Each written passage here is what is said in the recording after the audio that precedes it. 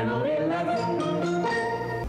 Our 70th anniversary celebration continues as we remember the magic of Bill Lawrence. The legendary host died last July. His son, Stephen Lawrence, joins us now with the man that many CHCH viewers, and myself included, knew as Uncle Bill. But to you, he was just Dad.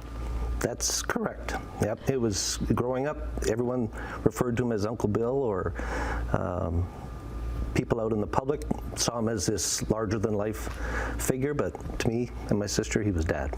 And you were telling me that when you were a kid, you would go to the tapings of Tiny Talent Time. That's right. I aspired to be on the show, but never had the talent that all these young kids had. My sister actually was on the show. She performed a ballet segment, but I never had the talent, but I certainly enjoyed being off to the side. So what was it like watching your dad with other kids? Did you feel at that point that you kind of shared him? He had a gift. He was a great storyteller. If you saw the segments where he was talking to the kids, he never stood up and pointed the mic down. He always got down to their level and looked them in the eye and listened intently as to what they had to say really meant and how they wanted to change the world. If they had one wish, what would they do? And that was a special. If they could make a wish. Correct. And he had a special gift to connect with kids. Yeah. So it was nice sharing it. And you obviously had a connection. Was he the same with you and your sister growing up? Yeah, Dad worked a lot. He provided a great upbringing for us, but he loved his craft. I said to someone earlier today that, you know, it's one of these things Dad instilled me in early in life was, you know, find a job you love and you'll never work a day in your life. And I think that was a testimony to what he did. Mm-hmm. He loved his craft. Yeah. He never saw it as work. He always saw it as enjoyment, and he was able to get into people's homes and share a story. And he did so many things in a 5-decade career. I think it was something like that. I lost track. Yeah. But it started certainly back with early on here at CHCH, bringing them on air back in 1954. He had a couple of kids programs. There was the one Albert J. Steed. He had a couple of puppets. I forget there was Penny and somebody else, and then that segued into certainly Tiny Talent Time.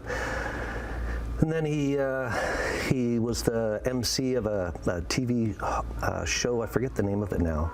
It was like Front Page Challenge, but I forget the name of it. He used to do the Santa Claus parades for years here in Hamilton, Breakfast with Santas. Of course, he had his long stint at the CBC. He taught at Ryerson, the second-year announcing course, the radio, television, arts program, and he worked for Global. So he was a freelance personality. And he did weather mainly at CBC, Correct. right? But back in the day, he had to write with chalk backwards. Yes. So that was quite a gift. So he'd be behind. So he'd be actually in front of the screen. The cameras actually were behind. So he had to learn how to write everything backwards, which was quite an art. Yeah. Did your dad talk much about his career, like reminiscing about it? Later in life, for sure. But when he was living it, no.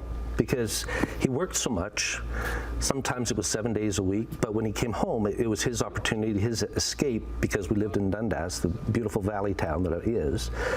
That was his escape. He came home and he just let go and spent time with family and friends and got away from the hectic life that he had created for himself. Right. Even his grandchildren, you were telling me earlier that one of your sons found out about Grandpa in a geography book. Mm-hmm. Yeah. So one of my youngest son, I think he was in grade 6 or 7, came home one day, and I guess they'd been learning about weather patterns and cloud formations and things of that nature. And he came home and we said, "How was your day?"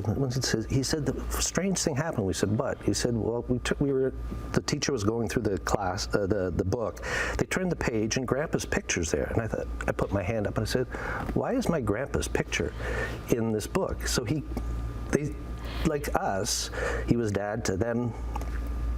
Pardon me, he was still Grandpa, but to everybody else, he was this kind of iconic figure. Yeah. So that would have been in his CBC days, then doing the weather there. Yeah. Your fondest memory of your dad? Fondest memory, probably being. He was the life of a party. My mom and dad used to love entertaining, whether in the wintertime inside or outdoors having pool parties, but he was always the life of the party. He had that special gift that, you know, we'd go be introduced to somebody and then Dad would just veer off and all of a sudden we'd hear this story being told. So he loved to entertain. Yeah. Entertain both in front of the camera and certainly just the at kind home, of man when he was. Correct. Yeah. Well, Stephen Lawrence, thanks for sharing your dad with us and with all of us. Yeah. It's so nice to reflecting back on the legend. Yeah, it's a pleasure. It was a rough year last year. Father's Day, this past Father's Day was tough, but I'm glad to do this for you. Okay, we're glad to. Thank you. Thank you. Channel 11.